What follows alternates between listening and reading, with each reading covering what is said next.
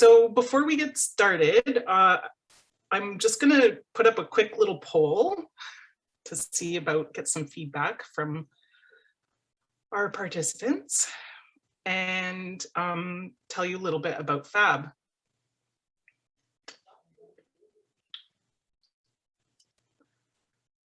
So the Frontenac Arch Biosphere is actually a UNESCO designation, and we got this. This area was nominated for the designation in 2002 because of the unique biogeography of the region, with the Canadian Shield that stretches across the St. Lawrence River into the Adirondacks. This creates a situation of high biodiversity. And as part of our intro to biospheres, we're going to play a really short video that was made by the TVO team. Oh, the webinar schedule. Thanks, Dana. Okay, so the webinar schedule. We are going to, for our first speaker we'll hear from is Jordana Bergman, and she is coming on in about 10 minutes. And then after that, we have Riley Ann from the Invading Species Awareness Program, who's coming on at 11:40, and at 12:10, we'll have Megan Quinn from Nature Conservancy of Canada.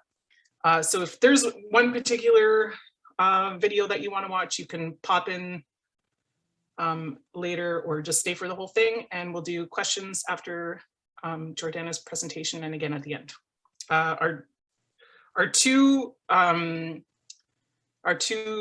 later speakers are actual recordings. Something came up for one of them and they couldn't make it. So we do have those recordings.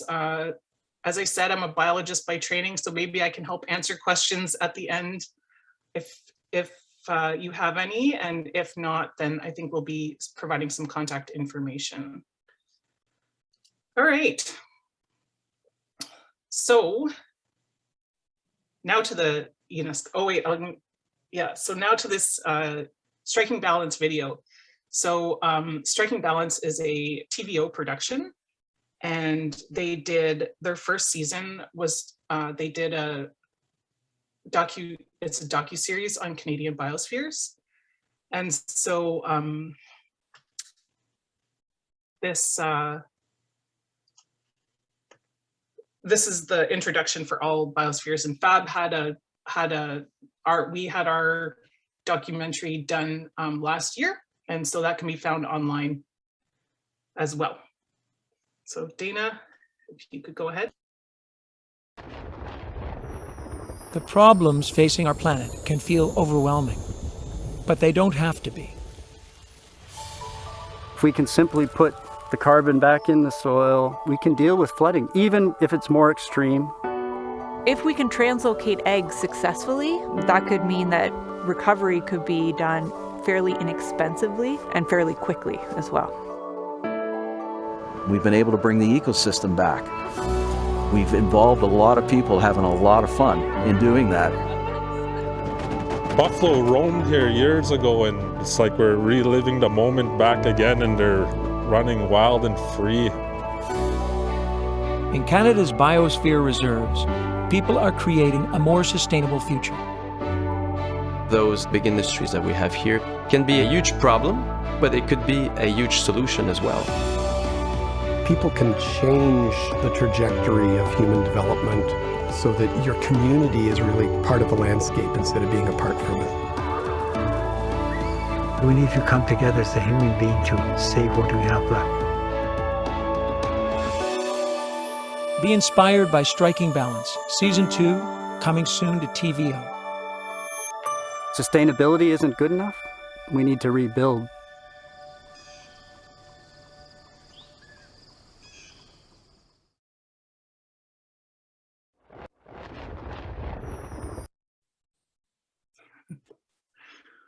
So I don't know if you caught it, but in that video, the Frontenac Arch Biosphere is highlighted with, there's a gray rat snake, or black rat snake in there, and then also nature camp with the kids and the counselor. So our first speaker today is Jordana Bergman, Jordana is a PhD candidate at Carleton University, whose past research focused on the marine environment and now freshwater ecosystems.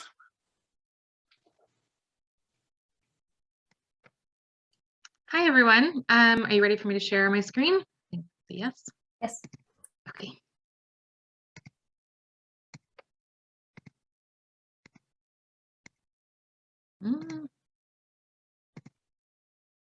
All right. So I'm going to leave the chat open, and if you guys have any questions as I'm going through it, you're welcome to throw them into the chat and I can answer them. So thank you for the intro. My name is Jordana. I moved to Ottawa about 4 years ago from Florida. I previously worked in the States. I am working on my PhD in the Rideau Canal. And I was really lucky actually to work with the folks who made that documentary you just saw a commercial for. They came out and interviewed me and my team and the advisor that I work for, Dr. Stephen Cook, because a lot of our work does focus that kind of habitat. And really, we are looking at fish connectivity in this historic canal, and we have to find a way to strike balance between the needs of the managers, Parks Canada, and how we can support all of the beautiful, biodiversity and wildlife that exists in the system. So this workshop is about invasive species. So I'm going to be talking about one of the fish that I'm working with. It is the invasive round goby. So I will get started. This was my little high. I really love fishing. I love being out in the water. I'm a professional diver. And whenever I get the chance, I love to sneak off to the remote wilderness and go backpacking. But most of the time I feel really lucky to be part of collaborative science between several different universities, Parks Canada, and a lot of it's funded by NSERC. I'm going to start with a little bit of doom and gloom that I'm sure most of you are aware of. So the World Wildlife Fund has been tracking biodiversity worldwide since about 1970. And they're finding that these freshwater biodiversity losses, the extinction rates that are happening in freshwater ecosystems, is occurring a lot faster than marine and terrestrial systems. In fact, they believe we've lost about 84% of our freshwater populations. Now, we are in North America, so if we look specifically at threats in the continent we're in, there are these 5 main threats that are driving extinction rates, and that's habitat loss and degradation, and that would include things like fragmentation. You have species overexploitation, invasive species and disease, pollution, and climate change. Now, if we look specifically at fish in North America, you'll notice that the key thing driving extinction rates is habitat degradation and loss. And again, that includes fragmentation. But tied pretty closely for second is exploitation and invasive species. So keeping that in mind, please let me introduce you to the system I work in, the Rideau Canal Waterway. So this is a 202-kilometer long waterway that is interconnected by 23 operating lock stations. The Rideau Canal includes those really big, beautiful lake country kind of habitats, but it also has a lot of riverine areas, and then finally like highly constructed habitats like you would see in Ottawa. Now the Rideau was constructed in the 1830s, and when construction was happening, they were connecting previously disconnected aquatic habitats. And usually from a conservation perspective, we think about connecting habitats and increasing connectivity as a good thing. It means that animals have access to more habitat, there's increased gene flow. And we know that there are fish in the Rideau Canal that conduct petadromous migration. So that means that they conduct a migration within freshwater systems to carry out their life history. But we don't know if fish might be hitting these lock stations, which include a lock and a dam, and they might be trying to move upstream or downstream, and they're not able to do so. However, these lock stations might also be able to provide an opportunity to purposefully fragment the system if we don't want invasive species to move through. And the invasive species in the Rideau Canal, there are several across different taxa. I'm sure most of you are familiar. There's lots of zebra mussels in the Rideau Canal. You have Eurasian water milfoil, and there's also common carp. You'll notice there's a little blue tag on the top of this carp. We're also tracking their movements, but that data should be coming out later this year. And then in 2019, a consulting company discovered 17 adult round goby at the Edmonds Lock Station.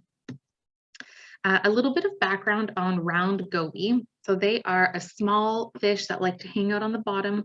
They're native to the Black and Caspian Seas, and they think in the 1990s, they were brought over on these big ships and introduced into the Great Lakes. And since then, they've kind of spread throughout the Great Lakes. So they have proliferated, they've done really well. And round goby are problematic for three main reasons. The first one is from a public health perspective. So round goby love to eat zebra mussels, but zebra mussels can carry botulism.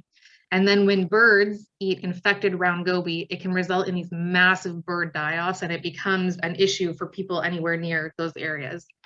From a recreational or economic perspective, round goby really heavily predate on the eggs and young of game fish and sport fish like the bass featured here.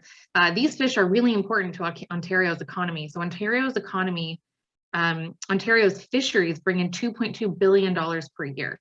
Bass are a super popular sport fish. So if round goby are coming around eating all of their babies, then that can have problems from a population health standpoint. Now, fortunately, bass dads are really good dads and they protect their nests. But for fish who just lay eggs and then swim away, those round goby can come by and just eat them right up. So it's a problem for our other fish populations. And finally, round goby are really aggressive, and they are known to outcompete native species, including several species at risk, like the ones you see down here. So all around, they have several different kinds of negative impacts.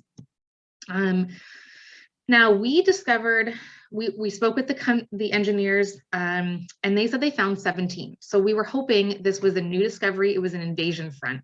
And we were using minnow traps to catch round goby, and minnow traps are really widely used to catch round goby in Lake Ontario, where there's a big population. For the life of us, we could not catch round goby with minnow traps. I tried every kind of bait. I left them out day, night, 24 hours. We couldn't catch them. And that was a good indication that the density of the population was still really low and that this was indeed a brand new invasion. So we switched to electrofishing, and that's what you see here. My two awesome undergrad assistants came out with me every day. And what the young man here is holding is an electrofishing pole that essentially sends out a current that will stun the fish just long enough for us to scoop it up. And then we surgically implanted an acoustic tag, and that's this tiny, tiny little tag that you see here. It's about half the size of a kidney bean, just to give you an idea of how tiny these tags are. So what we used as a tool to track fish movement is called acoustic telemetry. So what happens is we insert this tiny tag into the body cavity. Here's our round goby back here. We insert it into their belly. I suture it up. We monitor the fish and make sure it's doing fine. And then whenever that fish swims by a receiver that we've already deployed, the tag will send out a unique ID with a timestamp. So I can see where each fish swam and when, and then we can understand how these animals are moving throughout the system. And this is what the surgery looks like. It was the tiniest surgery. We made a very small incision and then would insert the tag here, and you can see it being inserted into the body cavity.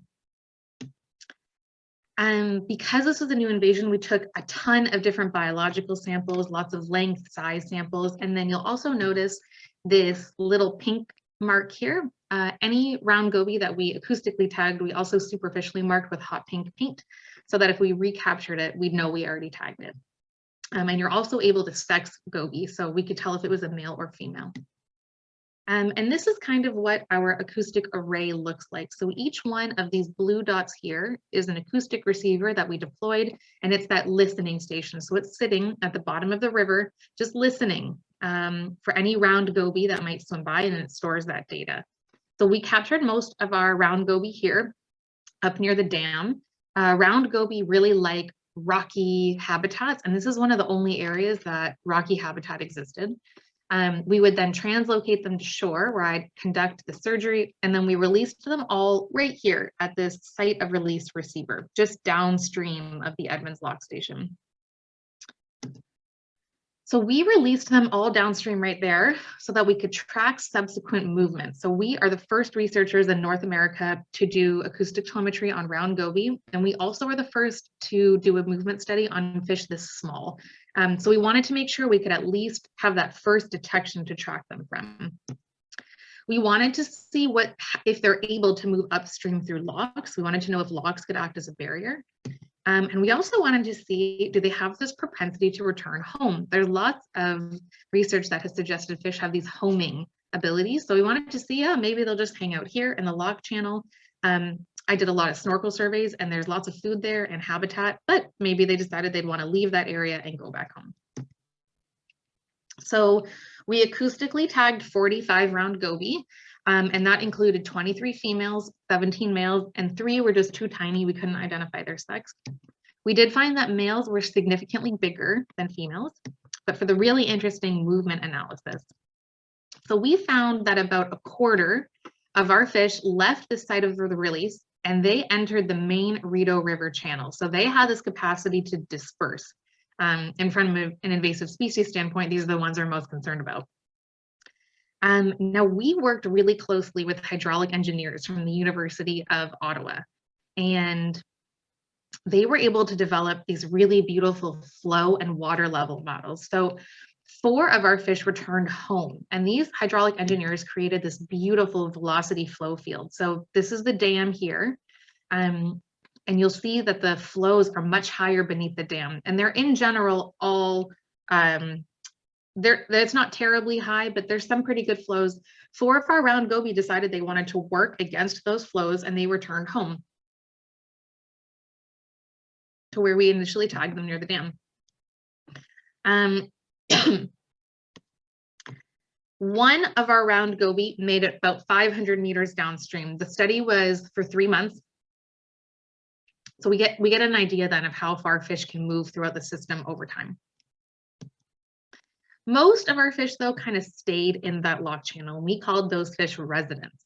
So that's kind of within this blue rectangle here. If you're saying, hey, these numbers don't add up, it's because 4 were detected inside the lock and also used the lock channel. The 9 that entered the lock channel was our other fish of concern. So what we found is that 5 of those fish entered the lock during night. And we were thinking, well, how the heck were they doing this? Because these lock gates, this is the downstream lock gates of Edmonds Lock Station, they are closed at night. And we were wondering, how the heck did they get in here? So we worked with Parks Canada and found out that these 4 sluice valves at the bottom of these lock gates are opened at night. They have to be open at night because the water level managers wanted to keep the water levels low inside the lock. It relieves pressure on infrastructure, and also apparently there's a bunch of goobers who'd like to just jump in the lock at night and go swimming. So by keeping the water levels low, it was a way to kind of prevent people from wanting to just cannonball into this lock. Now we did find that of those 9 goby that entered the lock chamber, 1 of them did successfully move upstream. And it was detected 4 times on this receiver here, just immediately upstream outside of the lock. But it was only detected upstream for about 15 minutes, and then it re-entered the lock, and it was only detected inside the lock thereafter. So we didn't have any true dispersal, but we did learn that goby are capable of navigating the lock and moving upstream. And again, we were able to do this because we worked really closely with hydraulic engineers, and they determined that what happened is the lock masters opened these upstream gates and they left them open for about 75 minutes. Any of you that have been on the Rideau Canal know that most of the locks are operated still by hand, and it takes so much work to operate these locks. These lock masters are just cranking all day. So if the lock masters know a boat is going to come from the upstream direction, they'll just leave the gates open as a way to work smarter, not harder.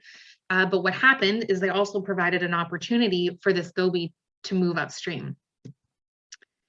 So even though we didn't see any dispersal, we did learn that round goby are capable of navigating this platform here, or they might have moved up through this tunnel. But either way, the lock masters had the water levels high consistently. So it was one of these two pathways that allowed the goby to move upstream. We actually didn't find any size or sex specific movement. So at this point, it seems like whatever might be driving animals to move doesn't have to do with their size or sex. So what now? So I am an applied ecologist at my core. I really wanted to find a way to work with our collaborators, Parks Canada, to see if we could minimize this new invasion. Unfortunately, eradication, once you have, a proliferating invasive species, eradication is really, really unlikely. But there's a couple things we could do to control the population. And those involve doing things like modifying operations or infrastructure. So our first issue was that these gobies were entering during night through these sluice valves. Close the valves at night, voila.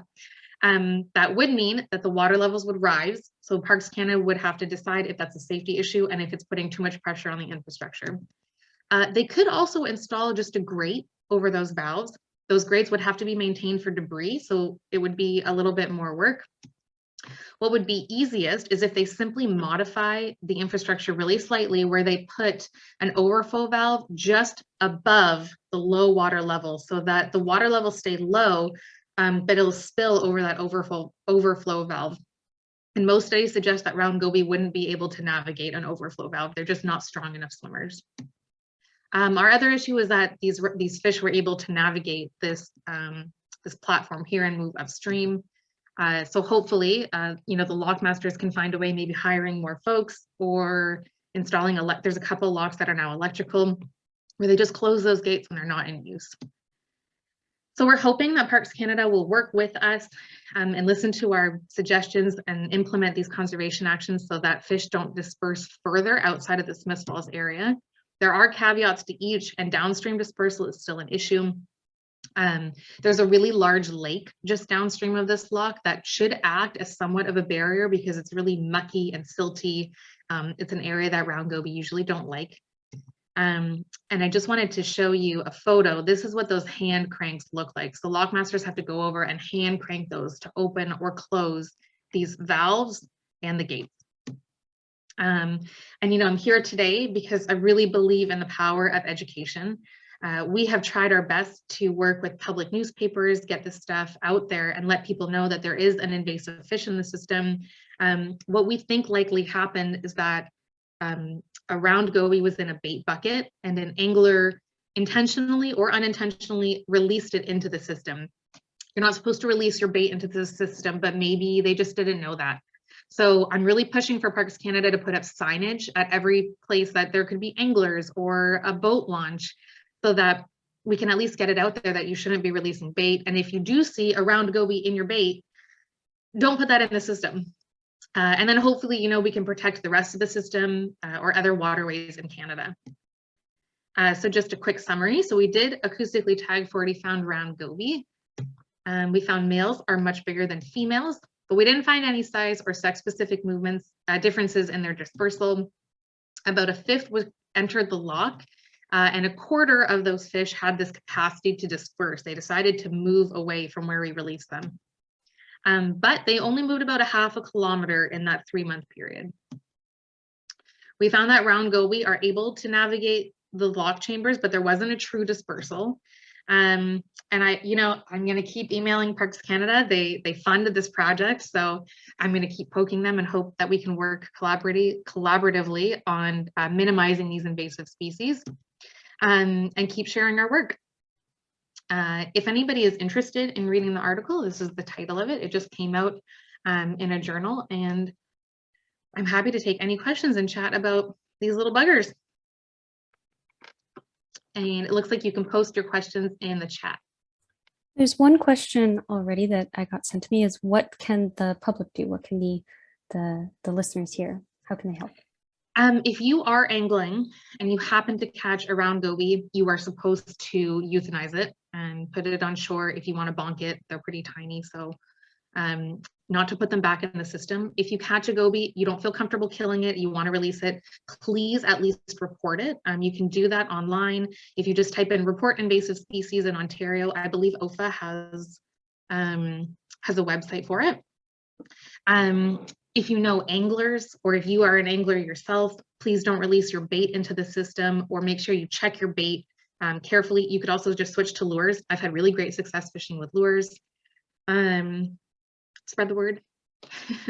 These are round goby. They're bad, unfortunately. Cute, bittersweet. It's not their fault, but they're wreaking havoc.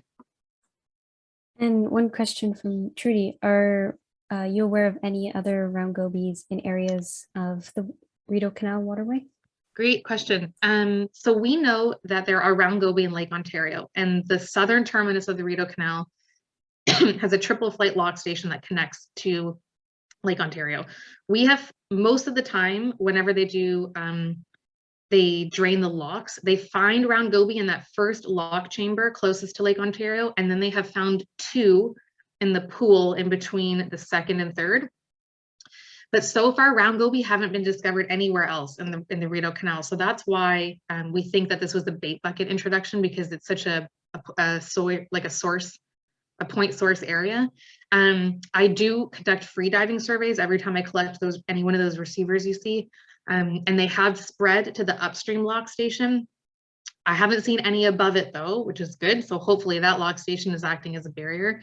And whenever I have done receiver surveys downstream, it does seem like that big mucky lake is acting as a barrier. So I'm seeing more and more goby every year at those stations, but they still seem localized in between the lock station upstream and downstream of Edmonds. Do goby have predators? Yes. So we think these round goby were introduced somewhere around 2014, 2015.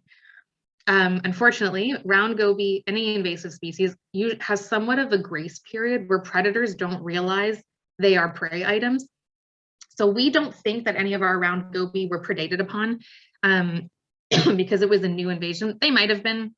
We filtered out any of those kind of false detections of a round goby moving super fast in case a pike or a bass ate it. But round goby are known to be a favorite prey item of bass. So sometimes there's this issue of misinformation because bass anglers will say, well, these bass love round goby and it makes them really fat. And we love catching big fat fish. But the problem is these round goby could be going around and depleting all of the eggs that these, like all the bass eggs and for any other fish. So yes, they might be a great prey item for walleye, for lake trout, for bass species, but there's going to be issues there with food web interaction. So if you're introducing a new prey item, that means that fish are now eating round goby instead of what they were normally eating. And I don't think I need to tell any of you how closely connected food webs are. So yes, they have predators. They are a favorite prey item, but there's issues there inherently with trophic cascades. And thank you, Lyndon.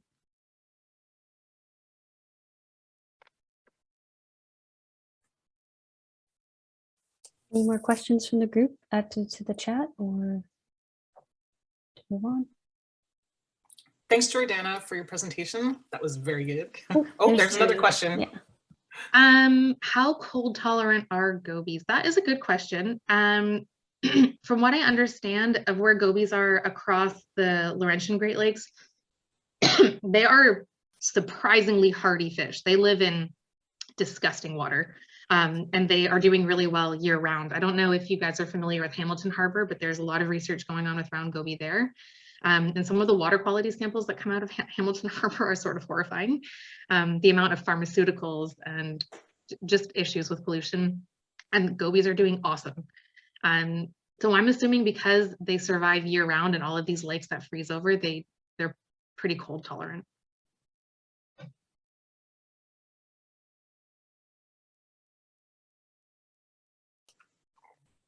Excellent. We have a little survey, another little poll. So have you heard of the round goby before this presentation?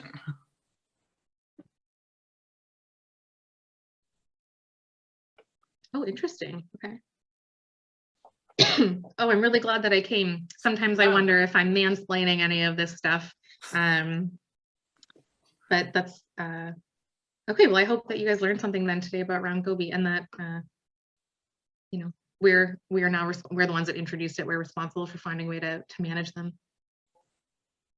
Yeah, that's a 50-50, pretty much half and half who've heard about round goby and half who have newly learned about the round goby. Yeah, that's great. I'm Thanks, actually going to Jordana. take a photo of this if you don't mind. Yep. My advisor and team will love to know. Thank you. If anyone has any questions, you guys are welcome to email me. I'm always happy to chat about the work that we do. And thank you again for having me. Thank you. So our next speaker couldn't make it today, but we have, she pre-recorded her presentation for us. And so this is Riley Ann Schmidt, is the Education Liaison and Terrestrial Invasive Species Specialist with Ontario's Invading Species Awareness Program, which is a conservation program with the Ontario Federation of Anglers and Hunters, OFA. Riley graduated from Trent University's biology program, where she specialized in conservation biology, ecology, and wildlife sciences. Riley has worked with Canadian Nuclear Laboratories, Environmental Protection, the NDMNRF. I don't know what the ND stands for, but Ministry of Natural Resources and Forestry, and other conservation authorities in both work and volunteer capacities. Her love for nature conservancy, hunting, and fishing made OFA a great fit. Riley has worked with the OFA for 2 years now, and the Invading Species Awareness Program, one of OFA's conservation initiatives, generates education and awareness of aquatic and terrestrial invasive species, their pathways contributing to introductions and or spread, and facilities monitoring and early detection initiatives for invasive species in Ontario. And so that is Riley's introduction, and we'll play her video.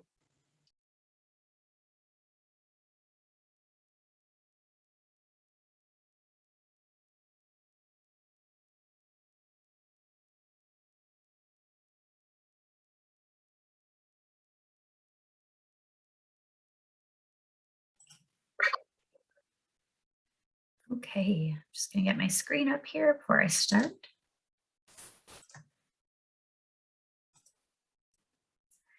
All right, so I'd like to say hi to everyone today. My name's Riley. I'm sorry I can't be there with you today. I hope you enjoy the recording though of the presentation. So I'm with the Ontario Invading Species Awareness Program. I'm the Education Liaison and Terrestrial Invading Species Specialist. So I do all of their outreach work, so this is a perfect fit today, and I'm really happy I can at least provide a recording to the Frontenac Arc Biosphere Network Invasive Species session. So with that being said, we're going to jump right into things, and I'm going to go over the quick agenda for today. So I'm going to let you guys know a little bit more about what the Invading Species Awareness Program is, who the Ontario Federation of Anglers and Hunters is, and how that is involved with us. We're going to look at some high profile and common terrestrial invading species and aquatic invading species, and just give a really good overview of what we might have here in Ontario and where you can find out more. We're going to look at a quick case study and the benefits of early detection for invading species. And then how you can report and what sort of reporting tools are out there. And normally I'd say I'd provide a question and answer period, but I'm going to leave up a contact page with all the appropriate contact information that you can, if you have any questions at all, please, I welcome it. Send your questions to me and I can help answer them after the fact. So I'm actually going to go ahead and just turn off my video just so that you guys can see the entire slide. So we'll go ahead and jump into the next one here. All right, so Ontario's Invading Species Awareness Program, or ISAP for short, was established in 1992 in partnership with the Ministry of Northern Development, Mines, Natural Resources and Forestry, so the NDMNRF, and the Ontario Federation of Anglers and Hunters located in Peterborough, which is the OFAH. And it was created to address the increasing threats of invasive species on Ontario. There was 3 kind of goals, still what we abide by today. So we provide education and awareness of invading species in Ontario, and that can be in the form of trade shows, classroom outreach, public communication. So basically what I'm doing today. We try to limit future introductions and spread of invading species by providing a mandated provincial tracking protocol, as well as help with distribution and mapping of invading species. And then we help with monitoring and early detection initiatives of invading species management, and also in the form of citizen science projects. And we're going to go over one example of early detection successful methods for eradication of invading species that has happened here in Ontario. So here are a few of the programs that we have with the Invading Species Awareness Program.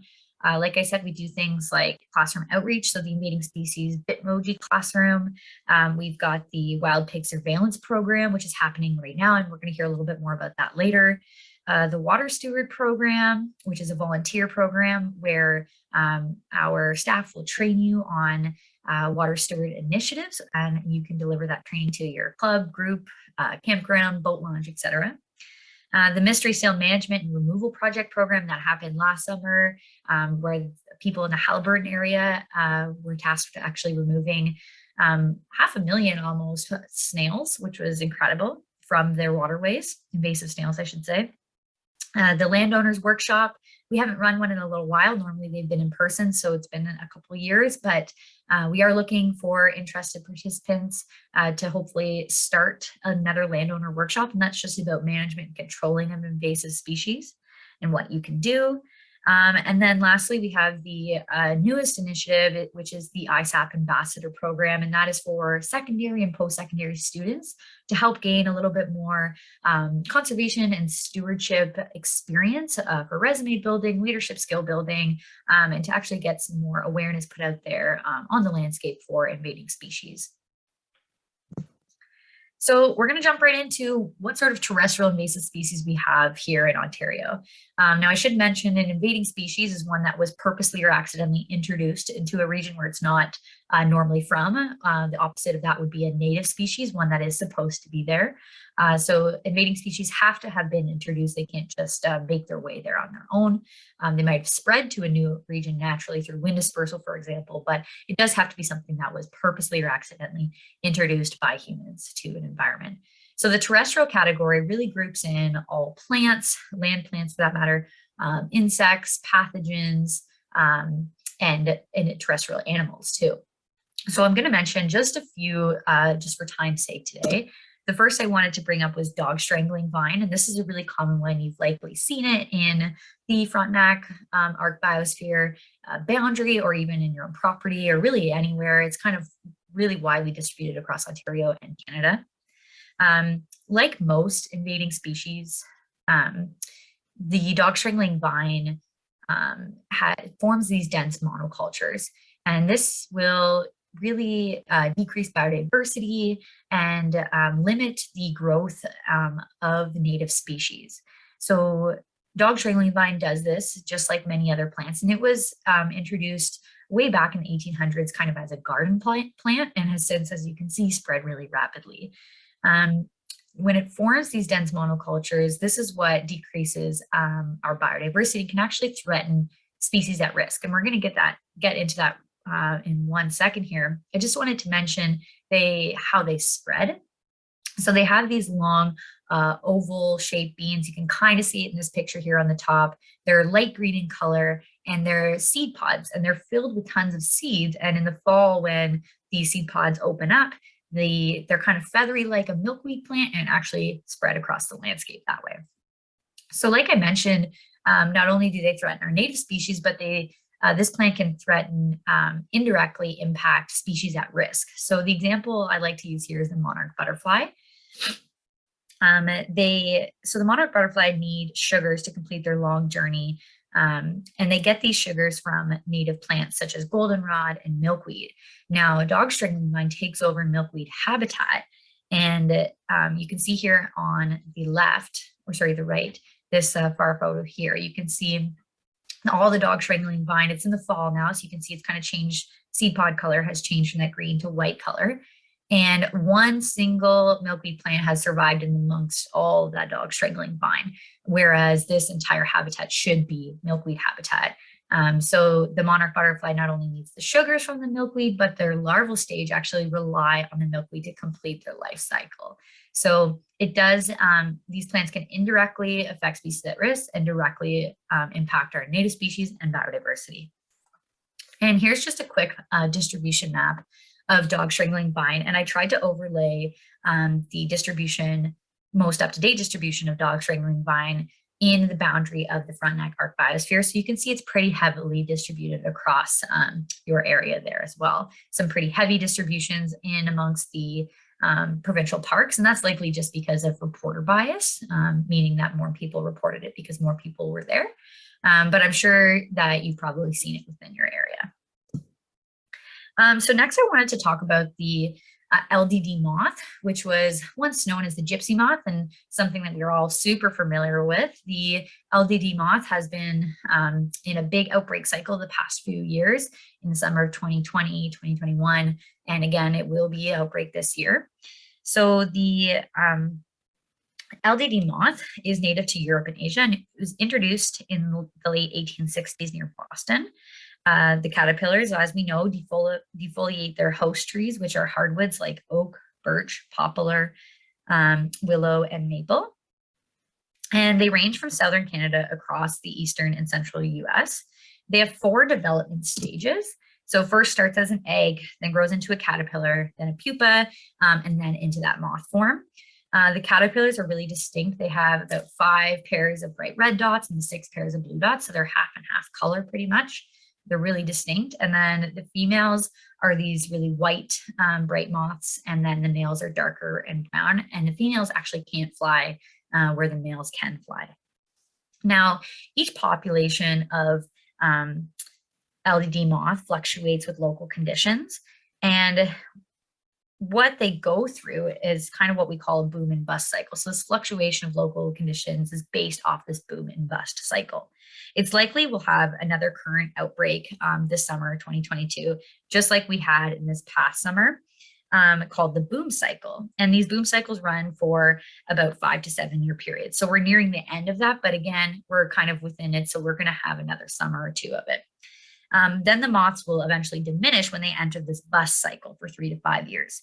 This boom and bust behavior exhibited by the LDD moth is why scientists and environmental organizations are not, for lack of a better word, worried about the outbreaks as of yet. In their caterpillar form, the LDD moth chew leaves and strip the tree canopy almost completely, as we've seen.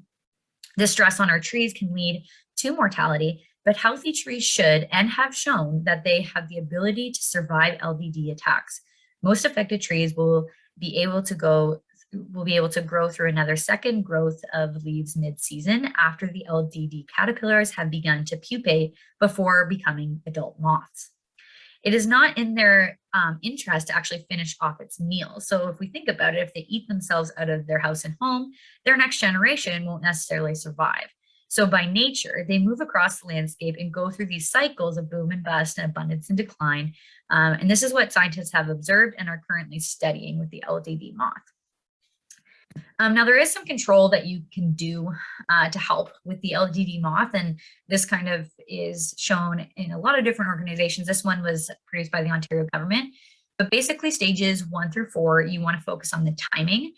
So soon in the spring, you want to start scraping those egg masses.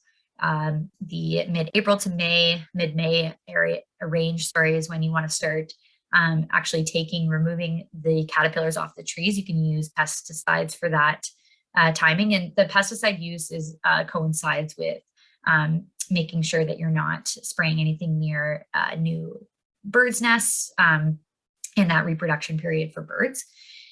And then in the mid-May to June region is when you want to start attaching those bands around the tree trunk, and that will help with getting rid of some of the larval stage caterpillars. So you attach the bands and then remove them as they become full of the caterpillar. And basically what that does is prevent the caterpillar from moving up the tree into the foliage. And then in the mid-July time period, you can start to remove the pupae before they turn into moths. Once they've turned into moths at the end of the summer, it's pretty hard to do any sort of removal. And that is why we say to focus on stages 1 to 4 first. And lastly, I wanted to just mention a little bit about wild pigs as the last kind of terrestrial species. So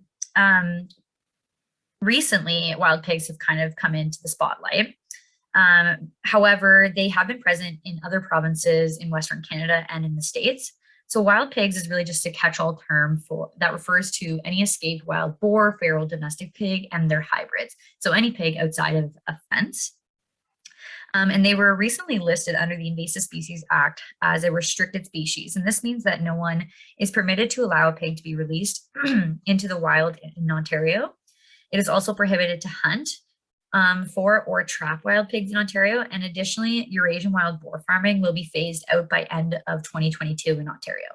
After this time, it will be illegal to possess or farm Eurasian wild boar. Unfortunately, hunting is actually not the solution when it comes to solving the problem of wild pigs. And in fact, this can make things much worse. Research and management experience from provinces and states that have been dealing with wild pigs for years has shown that hunting and trying to remove individual pigs has minimal effects on the population as a total. And instead, it breaks up the groups of pigs into smaller groups, which scatter them across the landscape and teaches them to avoid hunters. They're really, really smart. So why wild pigs are a problem? They reproduce really quickly. Once they get into an ecosystem, they destroy kind of the entire native ecosystem by eating it and creating it kind of as their own. They're really expensive to control, and they spread diseases amongst other mammals and wild game species especially.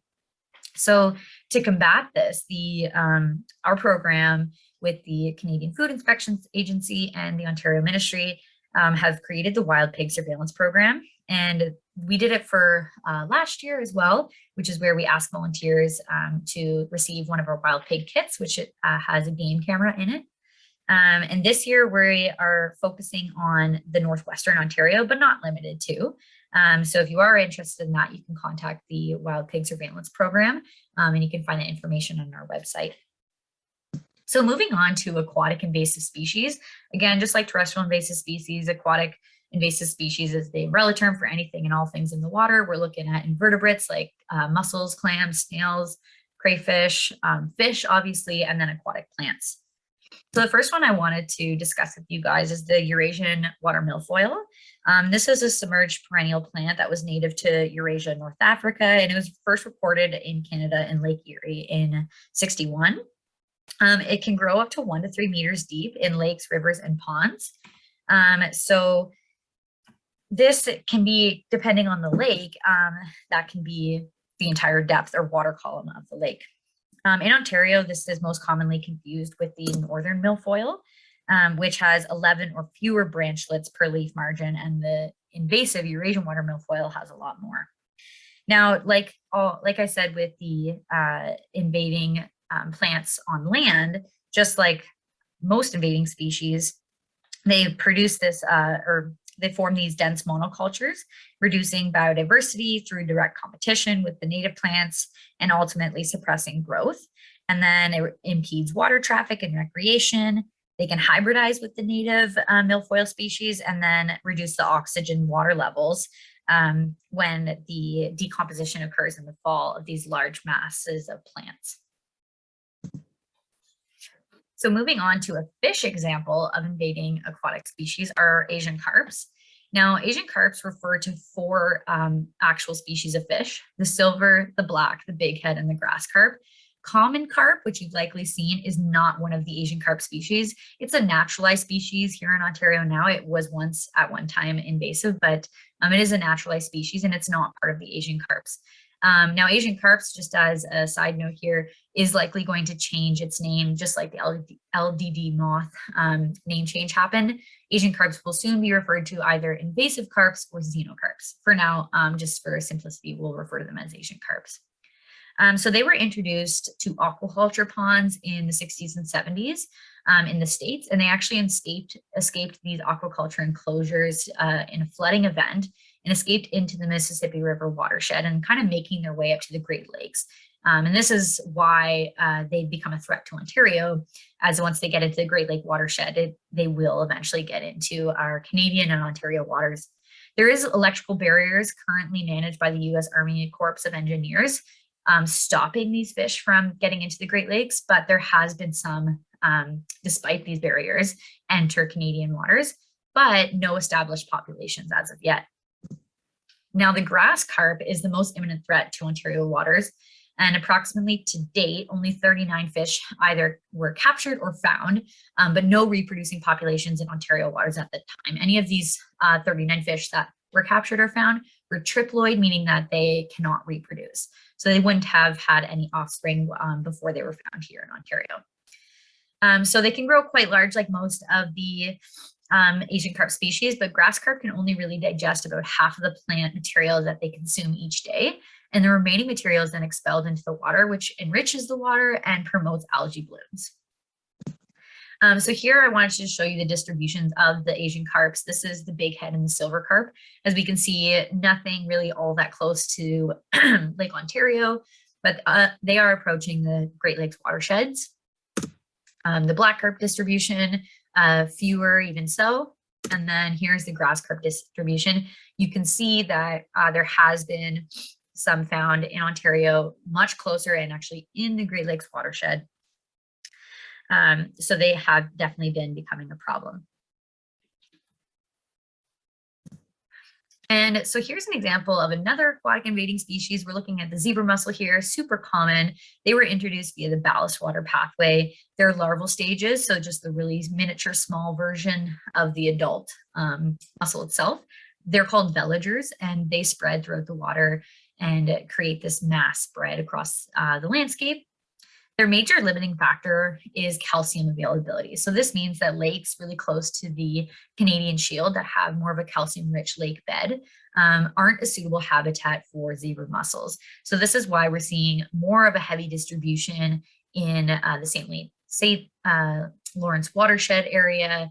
So this would be more applicable to the Frontenac Arc biosphere. They don't grow super big. They're only about 4 centimeters long, and they sit flat. They're triangular, and they can range in color, but really what you're looking for is that zigzag zebra pattern. Now, they negatively impact native biodiversity because they're filter feeders. So they filter water about 1 liter per day, and that's per zebra mussel can filter that much. So they're filtering out really rich food sources out of the water, but also creating clear water conditions, which promotes more photosynthesis and then growth of aquatic plants, which will likely be the invasive aquatic plants, and then creating that whole cycle of diminishing habitat for our native aquatic species. And they also bioaccumulate, meaning that they can pass any contaminants in the water up through the food chain. So just a quick terrestrial invasive species and aquatic invasive species recap. Really what we're looking at is when it comes to invading species, they outcompete our native species. They outcompete for space and habitat.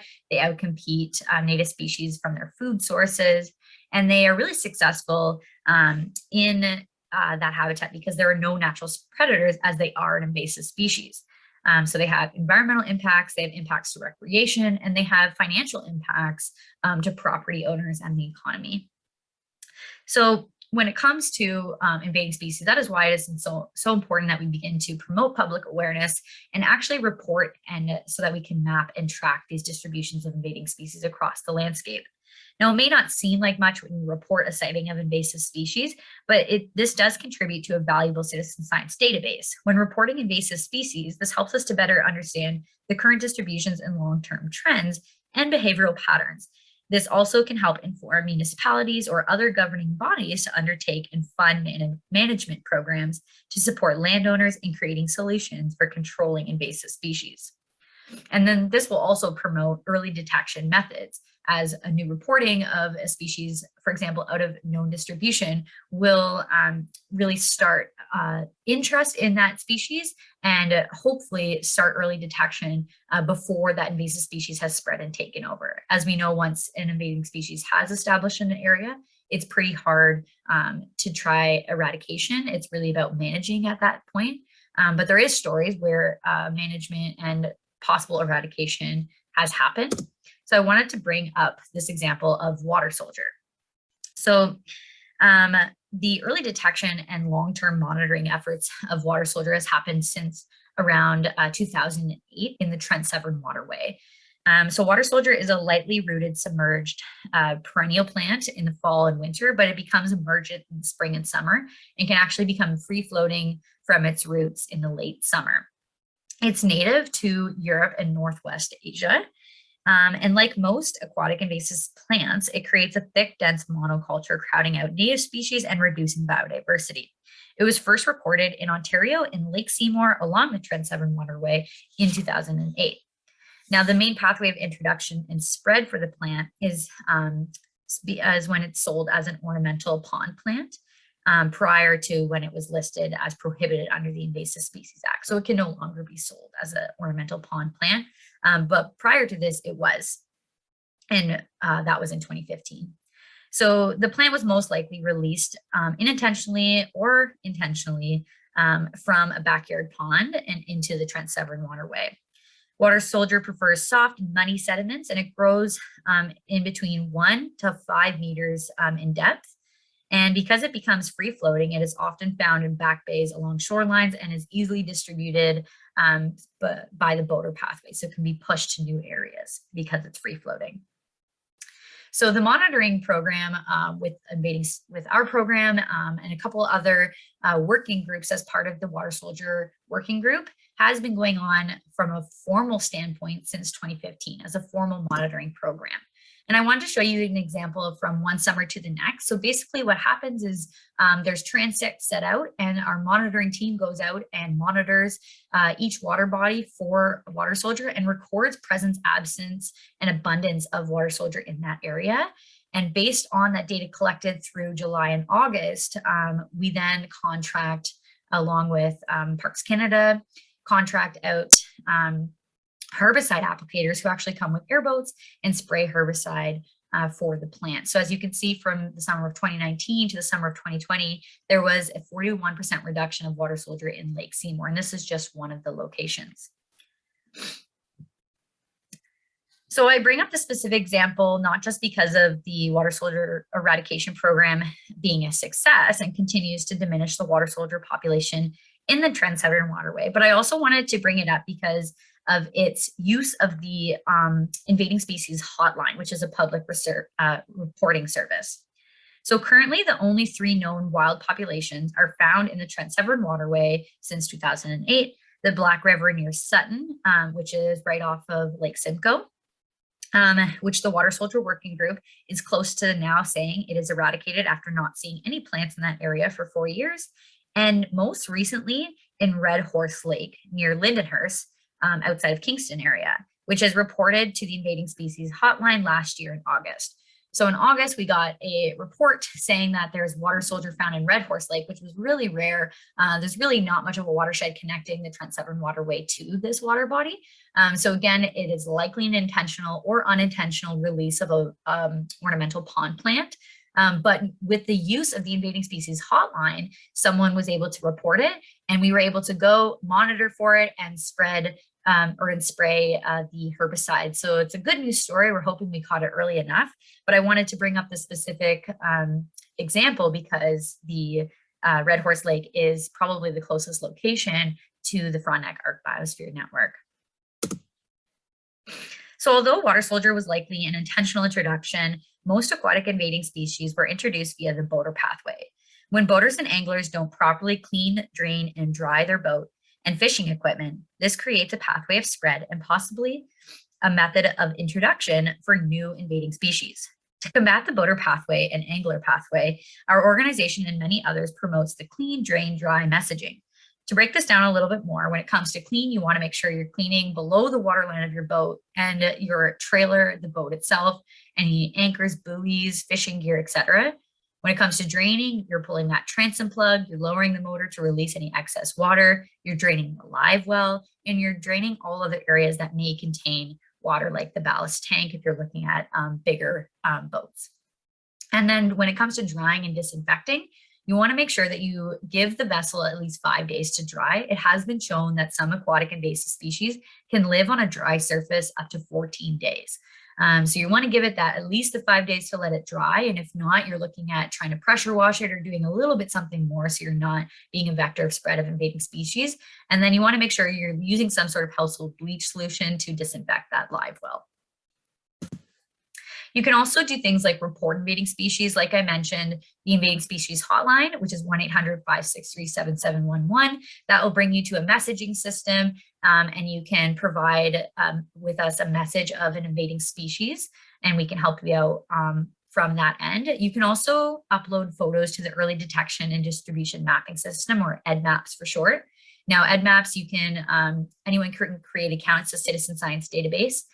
You just need an email. Basically, you're going to take a photo. It's going to ask for your location and a couple other things, and it will actually create a live real-time geopoint of that invading species on a map. And then on the back end of the software, our verifiers from the Invading Species Awareness Program will verify that it is in fact that species or perhaps a different invading species. Now, important things to know, whether you're calling the invading species hotline or uploading via EDMAPS, you want to make sure that you're providing us with your name and contact, the date and time of day that you're reporting, your location, whether that is a park you're in, an address, a physical address, a GPS or a lat long point. The best area of location that you can provide us with is better. You want to make sure that you're providing a picture, especially when you're using EDMAPS. And if you're calling in the hotline, we might call you back and ask for a photo. When you are taking those photos, you want to make sure you're putting it to size or providing us with a video if possible. And then you want to record the population size. So how many of the thing that you're reporting did you see? And then it's good to know whether you're on private or municipal or city property, just for policy reasons. Other helpful resources that you might find helpful in controlling or managing invasive species are our best management practices. These were developed by the Ontario Invasive Plant Council, so they can be found on their website or ours. And basically, they're pretty large documents that go over best management practices for those pesky plants, invasive plants that you might find. We have Grow Me Instead guides. So we have a southern guide and a northern guide. And basically these guides just go through what sort of native plants that you can be planting instead of invasive plants based on your region. We have guides to managing invasive plants for property owners and municipalities. We have fact sheets, tech bulletins. These are all also found on the Ontario Invasive Plant Council, and they go through your key identification features for invading plants. EDMAPS, like I mentioned, is a great place to find distribution of invading species. So if you're not reporting, you can just go on and look up an invading species and find out more. iNaturalist is a great community for identification of any species for that matter, but invading species. And then our ISAC website has all of this and more if you want to learn more about invading species. So lastly, like I said at the beginning, here's this page of my contact information. So you can contact me through email. That's the first email up there, or our invading species program email. Following our social medias is a great way to learn more about what we're doing, what sort of programs we offer, and just invading species in general. You can visit our website to find out more. And as always, we welcome you to call the Invading Species Hotline, which is 1-800-563-7711. And that's all I have for you guys today. So I just wanted to say a big thank you for having me. Again, I'm really sorry I couldn't be there in person. I'm sorry if this went a little long, but really a big thank you for listening today. And again, I really do welcome you to send me any questions you may have. With that being said, I'll sign off, and it was great to virtually wave to you guys today. Have a good one. Thanks to Riley and in spirit. That was a really good presentation. So I'm not sure, Dana, if you want to email questions, I guess if anybody on the webinar has questions, Riley Ann provided her information, so you can contact her directly, or if you like, you can put them in the chat and we can try and sort through and field some of those questions. We also have another little poll. So this time we're asking if you have seen any of the species Riley mentioned in the wild. So she mentioned dog strangling vine, pigs, carp, zebra mussel, water soldier, and I think that's it. I don't know if I missed any. So It looks like majority of people have seen at least one of those species. 90% of people have seen at least one of those species. Yeah. Can you guys see the poll results? No? Oh, there you go. Okay. So 91% of participants today have seen at least one of those species. I haven't seen a pig. I hope I don't see a pig. I'm not looking forward to that one. So next we're going to hear from Megan Quinn. So this is also a video recording, but so Megan's bio reads, growing up in the industrial landscape of Northern England, Megan Quinn didn't fully realize her passion for nature until she moved to Canada in 2004. After graduating from the Ecosystem Management Technician and Technology programs at Sir Sandford Fleming, she worked a variety of jobs in the environmental field with a focus on the not-for-profit sector.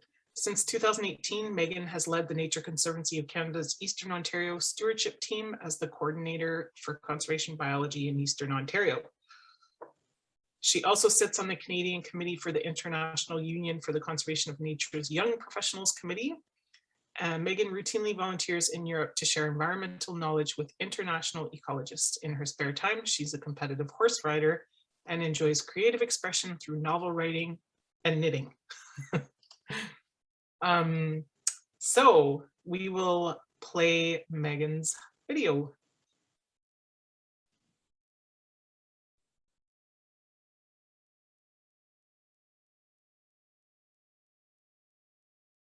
Hi everyone, and thank you for joining us for the Nature Conservancy of Canada's presentation on invasive species in the Frontenac Arch. It's an absolute pleasure to talk about this special part of the province that we're so privileged to work, live, and enjoy time in. Today, we will focus on the work the Nature Conservancy of Canada's Eastern Ontario team is doing to tackle invasive species, and some things that you can do at home to help. The Nature Conservancy of Canada recognises the traditional and continued presence of Indigenous peoples in the areas we work. As an immigrant to Canada, I feel it's my responsibility to learn the history of the land I live on. I live in Ottawa, the land of the Algonquin and Anishinaabe Nation. I recognise and appreciate the valuable contributions of all First Nations, Inuit and Métis people, past and present, in caring for this land that I'm so grateful to now call home. I'm pleased to start by introducing the Eastern Ontario team. My name is Megan Quinn, and I'm the Coordinator of Conservation Biology for the sub-region. I'm so proud to lead a fantastic group of folks on the stewardship team here in Eastern Ontario. And I'm joined today by our Assistant Conservation Biologist, Ali Belanger, and our newest team member, Conservation Technician, Misha Golan. Collectively, we do everything from planning field days to removing invasive species, to giving educational presentations and media interviews about the great work the Nature Conservancy of Canada does. We love the Frontenac Arch, and we hope to share that love and passion with you today. The Nature Conservancy of Canada is the country's largest land conservation organisation. As a charity, we partner with foundations, corporations, Indigenous communities, and governments at all levels to protect Canada's most important natural areas. We do this through the securement and long-term stewardship of our properties. We work from coast to coast to coast with projects in every province. Since 1962, with the help of our partners, the Nature Conservancy of Canada has helped to protect over 15 million hectares of land across the country. The Nature Conservancy of Canada has targeted our efforts in the Frontenac Arch for over a decade, securing key properties and assisting partners in their conservation projects as well. As of 2022, the Nature Conservancy of Canada and our partners have secured almost 11,000 hectares of land in the Frontenac Arch. There are many reasons that we choose to focus on this area, but for the sake of time, I'll try and keep this brief. First, the Frontenac Arch has the highest amount of natural cover in southern Ontario, south of the Canadian Shield, with over 72%, and it's the last intact forest corridor in eastern North America. Secondly, the Frontenac Arch also has high levels of biodiversity. The arch is a place of great species overlap. Species that you would normally find in the south, the Frontenac Arch is about the northern range of their limit. And species that you normally find in the north, the Frontenac Arch is about as far south as they get.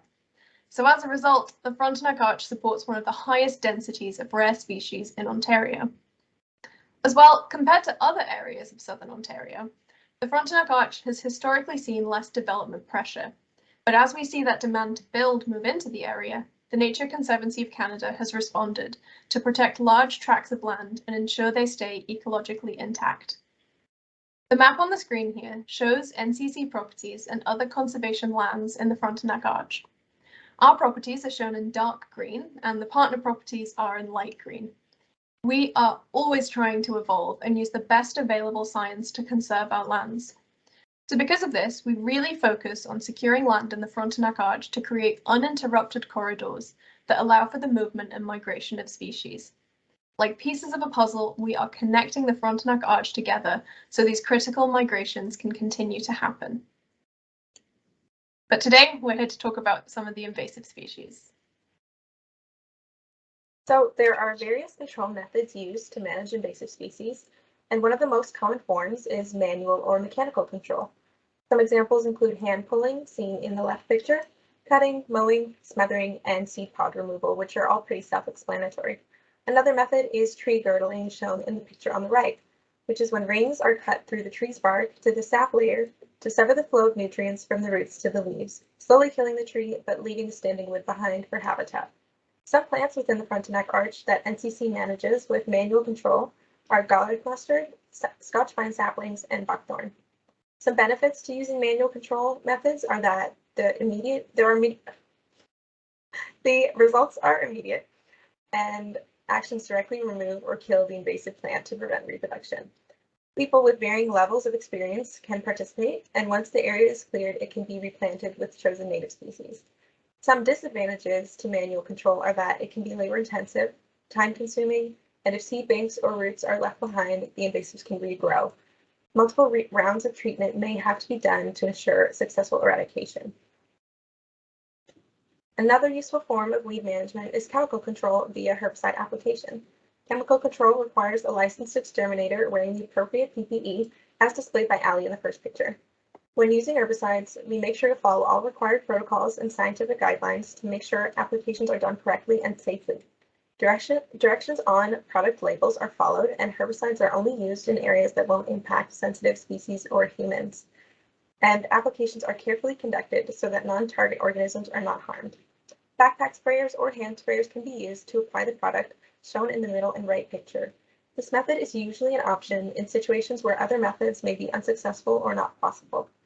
Some species that NCC manages with chemical control are dogstranding vine, buckthorn, Japanese knotweed, and Phragmites. Compared to other methods, chemical control is relatively fast to complete, it can be cost-effective, and directly kills the entire target plant. Unfortunately, a risk with using herbicides is that non-target organisms may be impacted if the practice is not done carefully. This is why NCC follows all best practices to avoid this. An effective use of natural pathways for controlling invasive species is the use of biological predators and agents. These include insects, fungi, viruses, bacteria, parasites, and diseases, which are all strictly regulated by federal and provincial authorities to ensure that there are no adverse effects to non-target organisms or their habitats. You want to make sure that biological control is effective at treating target weeds, but doesn't become an invasive species itself. One biological control that our colleagues in other regions have used is the black-margined loosestrife beetle to manage purple loosestrife, the invasive flower seen in the picture to the right. This beetle has been used in North America for over 20 years and has been shown to reduce plant density by up to 80% by eating plant material. To sum everything up, the best and most effective form of control is to use a combination of management methods. This is called integrated pest management and requires extensive planning to determine appropriate timing of control and choice of practice. You may initially cut a plant and then spray the stump with an herbicide, or treat a population 1 year and manually control any stragglers the next season. A volunteer can be seen removing purple loosestrife in the left picture, which we discussed can also be controlled by biological predators. And on the right, a population of garlic mustard is being chemically controlled in the top image, and another population is being hand-pulled in the bottom image. Control methods must be specifically tailored to each individual situation and location, targeting species at different stages of growth.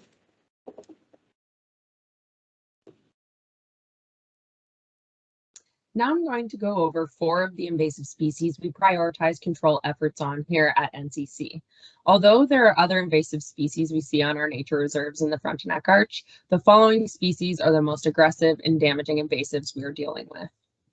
At the turn of the spring, one of the first tasks that appears on our fieldwork plan is garlic mustard control. The Eastern Ontario team currently manages 11 properties in the Frontenac Arch with garlic mustard. The size of these populations range from a patch of a few individual plants to larger, more mature populations of up to 10 by 10 meters. Garlic mustard grows in 2 stages. The first year grows a rosette of green, kidney-shaped leaves and has a strong garlic odor when crushed. In the second year, the plant grows tall, produces small white flowers, and grows long, bean-shaped seed pods. We visit garlic mustard populations in the early spring and focus on removing second-year plants to prevent them from producing seeds and spreading. Small to medium-sized patches can be removed manually by pulling the entire plant and root system and disposing of it in the garbage. Larger populations are treated with herbicide by licensed exterminators. After the initial control in the spring, our team will revisit later in the summer or early fall for a second treatment. We see the best results when each population is visited twice a growing season. The second treatment removes any individuals that were missed or those that survived the initial treatment. It also reduces the number of plants that would survive the winter to become seed-producing plants the following year. Dense stands produce more than 60,000 seeds per square meter, and populations can double in size every 4 years. It's really important that we work to control this species as soon as a population is discovered. In late May, early June is when we get prepared to control dog strangling vine. Our stewardship team currently manages 15 properties in the Frontenac Arch with dog strangling vine. We see occurrences of a few individuals to properties with populations of over half a hectare in size. Dog strangling vine can be identified by its glossy, dark green, oval-shaped leaves that turn yellow in the fall. Its leaves sit opposite one another along the stem of the plant. They produce a small pinkish flower and a bean-shaped seed pod that releases white feathery seeds that are dispersed in the wind. This plant is also best managed when you can return to the population for a second treatment in the growing season. In the spring, before DSV has gone to seed, staff first treat populations with herbicide.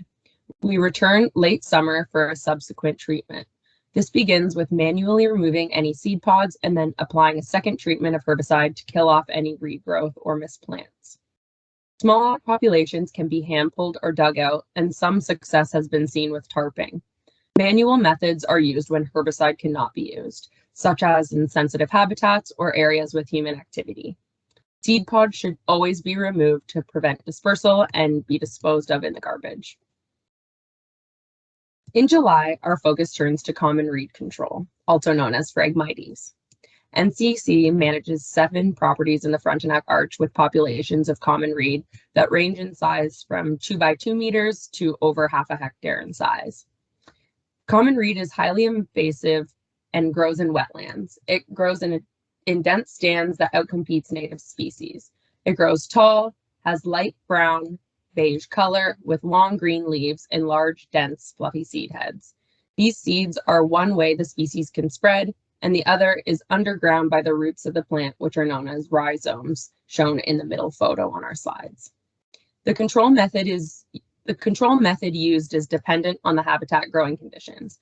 Currently, our team manually controls several smaller populations. This looks like mowing, digging, cutting below the water line to drown out the root system, and the removal of seed heads to prevent spread.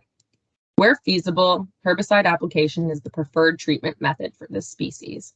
NCC will be exploring options to contract out our largest populations of common reed in the Frontenac Arch for herbicide application. This will reduce the populations to a manageable size for NCC staff and volunteers to effectively manage in following treatments. NCC staff map and monitor these control efforts, population density, and spread year to year to track our progress and inform our stewardship program. This helps us prioritize control based on size, accessibility to site, and proximity to other sensitive features such as lakes, rivers, and wetland systems. Fall is the season for us to focus our invasive species control on common buckthorn. All NCC properties in the Frontenac Arch have an occurrence of common buckthorn. Intensity varies from a few individuals to thousands of individuals. Common buckthorn is a woody shrub that is one of the first to produce leaves in the spring and the last to drop its leaves in late fall. It has smooth, dark green leaves that are finely toothed and grow opposite of each other along the branches. Some produce a cluster of black berries, and most branches will have thorns. Common buckthorn grows quickly and in a wide range of habitat, soil, and light conditions, forming dense thickets that crowd out native plants. Female buckthorn produce berries that contain many seeds and have a laxative effect on wildlife, which aids in seed dispersal. At NCC, we control buckthorn in several ways. Seedlings and saplings can be hand-pulled, and an extraction tool called the extractigator, shown in the bottom left corner, is used to manually remove larger saplings and small trees. Larger trees are cut and stumps are treated with herbicide to prevent regrowth. Denser infestations are treated with a herbicide that is applied around the lower trunk. This method can take up to 2 years to see full results of your application. However, it's preferred as only one application is required and it's less labor intensive as it's applied directly to the stump without cutting or girdling the tree. Unfortunately, we're seeing an increase of non-native ornamental garden plants escaping into our natural environment. These species can include lesser periwinkle, creeping jenny, and miscanthus grass. It's very important that landowners are aware of the negative impacts that arise from improper disposal of garden waste. You should never dump garden waste or compost in a natural space.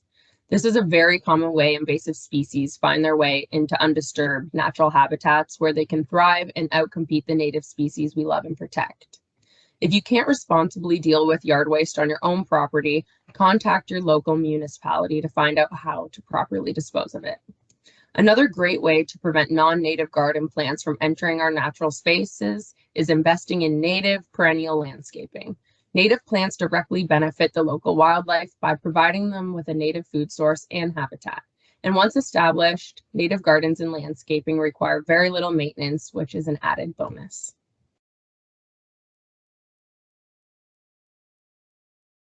So many challenges can arise when trying to perform management practices. For example, populations of target species may be hard to access, sometimes only available by water, and a lack of trails or roads could mean that bushwhacking is the only way to access a site while carrying heavy equipment over rugged terrain. Traveling by foot can be physically draining and time-consuming. In events like this, large groups are brought in if possible to make the efforts worth it. Variable weather can also impact which methods can be used. You can see a picture of some staff members that were caught in the rain. Humidity, temperature, wind, and precipitation can all reduce the effectiveness of herbicides applied to weeds, and control methods need to be adjusted accordingly. If you're planning to apply an herbicide but notice that rain is coming and will wash away applied product, manual control may be a more suitable option at that time. Another challenge is that invasives may cover a large area. The bottom picture shows a shoreline entirely dominated by Phragmites, a species that can grow up to 5 meters tall. Dense patches like this take a significant amount of time, energy, and resources to manage. In cases where weed abundance is overwhelming, herbicide application may be the best method, but cannot be the only practice relied on to discourage pesticide resistance. Genetic variation can make some weeds less susceptible to herbicide treatments, and if they repopulate, chemical control will be a less viable option. This is why it is important to incorporate multiple control methods. Even after successful eradication, results can be impacted by neighboring populations outside of our jurisdiction. Communicating with neighbors and municipalities is crucial to ensure that treated populations do not get reinfested. Actions can also be limited by regulations, as some properties may not allow the use of herbicides, so other options must be explored. Since invasive species are growing out of their home ranges, they may thrive due to the lack of natural predators and can outcompete our native species, reducing biodiversity. To combat this, we have to step in to deter establishment and preserve native propositions. And lastly, it is vital to clean anything that has come in contact with invasive plant material. Precautions must be taken when working in infested areas to ensure that seeds and plant fragments aren't transferred to unaffected sites. Clothes, boots, equipment, and vehicles should be inspected following fieldwork. Preventing spread of invasives makes future management easier.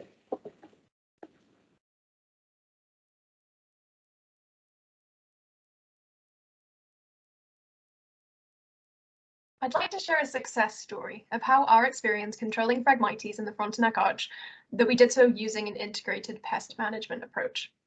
The Loughborough Wilderness group of properties is a great example of how using community volunteers, varied control methods, and a lot of perseverance has effectively eliminated a patch of Phragmites. Two photos on the left show a dense patch of Phragmites. Diversity in this section of the property was very low, and Phragmites was starting to spread to the point where it was a hazard to road users, as well as being ecologically damaging. NCC staff hosted a volunteer Phragmites removal day in 2017, where we had members of the public manually remove the stems, and then staff followed up with a chemical control later in the season. And the result is what you see in the two pictures on the right. Only a handful of stems came back in subsequent years, and staff were able to quickly control them. Early surveys that we have done since show great regeneration of native species, and staff continue to monitor and treat as necessary. The big success in this case is not just that the Phragmites was removed, although that's always something that's worth celebrating. But really, it's the opportunity to educate the public in the Frontenac Arch and teach them how to identify and remove this invasive species. The more we can do to get people out on the land identifying these species and learning how to remove them, the better it will be for the Frontenac Arch. So you may be wondering what you can do. There are many ways that you can get involved and help the Nature Conservancy of Canada to tackle invasive species in the Frontenac Arch. The first thing is to learn about the invasive species we have in the Arch, like the ones Ali spoke about, and learn how to identify them. Once you do that, you can report them, so there's a record of their location. There are many tools to help you do this, including platforms like iNaturalist, EdMaps, and the Ontario Invading Species Awareness Program. If you own land, making sure that it's free from invasive species is a great place to start. As Ali mentioned, making sure you're only gardening with native species, and if you do identify an invasive species on your property, make sure you're following the best practices to remove it. If you're able, volunteering with the Nature Conservancy of Canada or one of our fantastic partner organizations is a great way to get on-the-ground experience with invasive species and learn from our team on the best ways to remove them. We will be hosting some volunteer days in the Frontenac Arch later this year, so make sure to watch out for those. Making a donation to the Nature Conservancy of Canada is another impactful way to make a difference in the Frontenac Arch. As a charity, your support allows us to not only remove the invasive species on NCC properties, but to connect more broadly with our neighbours to develop landscape-scale invasive species removal plans. If donating to the Nature Conservancy of Canada interests you, or if you have any questions about anything we've spoken about today, please don't hesitate to contact us at the information you can see here on the screen.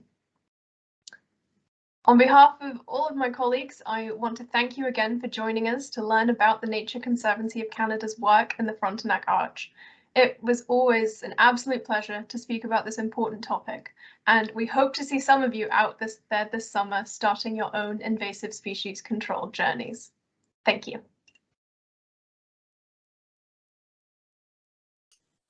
Thank you to Megan in spirit. We have another poll. I kind of missed asking this question at the start.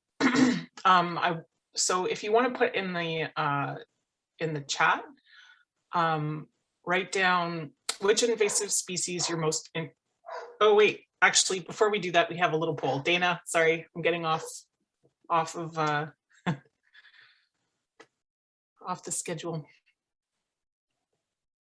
Will you be looking to manage an invasive species in your yard this spring or summer? You can add in the chat which species if you want to share.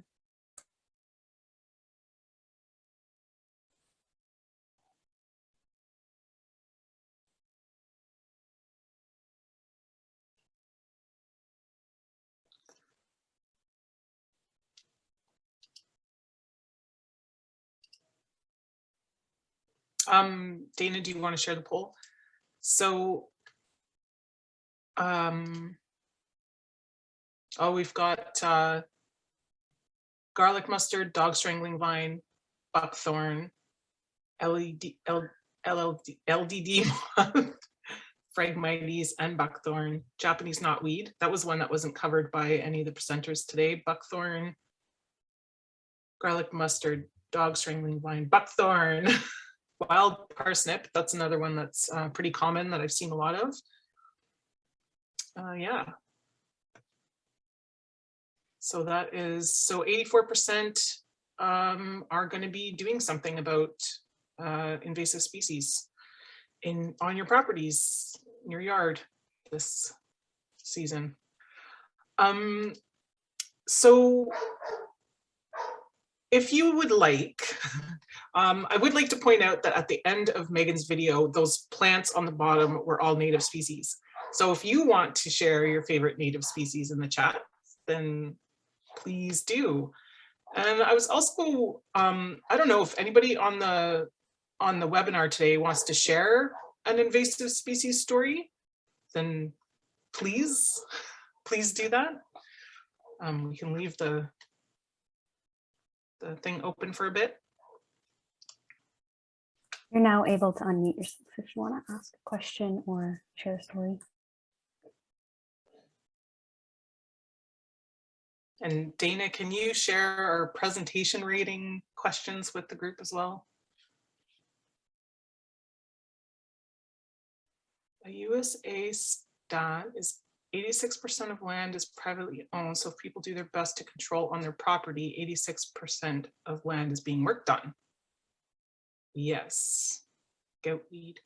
I think I don't really, it could be hard for some people to do. I think that, well, I'm just thinking, I had this neighbor up the street from us and he had a horse and a donkey, and the whole pen was like filled with wild parsnip.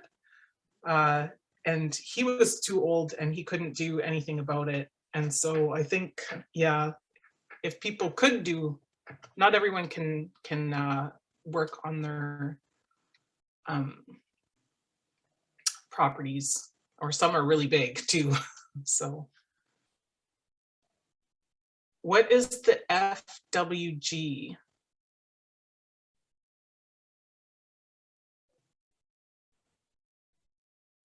I'm not sure what that is.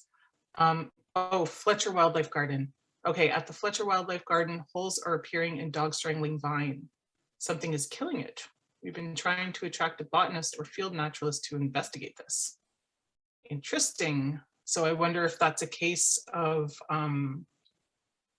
predators catching up to the species that is invading. And now we're starting to see, maybe you're starting to see something predate on the dog strangling vine. What sort of outreach programs are there for high school science bio classes?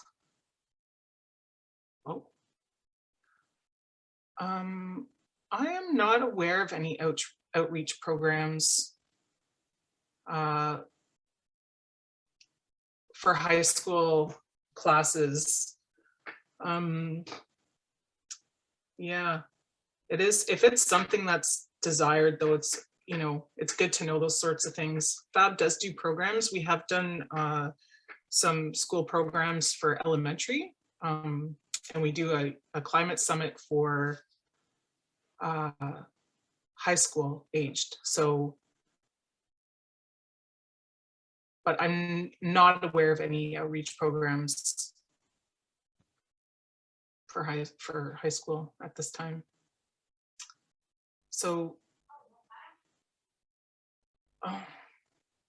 Sandy's saying that the holes in the dog strangling vine are chemical. So that's interesting. Possibly walnuts.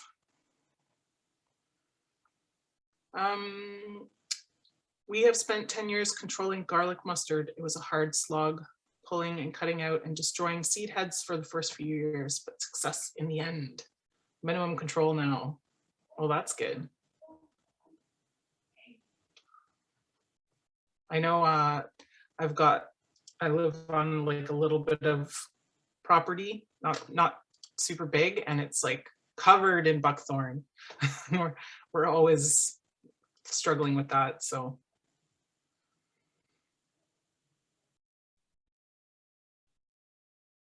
Yeah, I don't know if anybody wants to share anything else, or I think we'll wrap it up. And I just want to thank everyone for coming today. It's really great. We had I think that's a pretty successful turnout. So thank you everyone for taking the time to sit with us and learn about invasive species. We also have added a few, we've expanded on our section on our website for locally invasive species to try to keep like focus, like what can we be looking for? And oh, I think earlier in the chat, somebody had mentioned getting some practice identifying species. And it made me think, we do guided hikes every year for our Trails Festival, and we go to different properties, and quite often like we're pointing out species, invasive species or regular species, so that might be a good opportunity to learn about some of the local plants and identification of those plants. Yeah, third weekend in August, if you want to join us.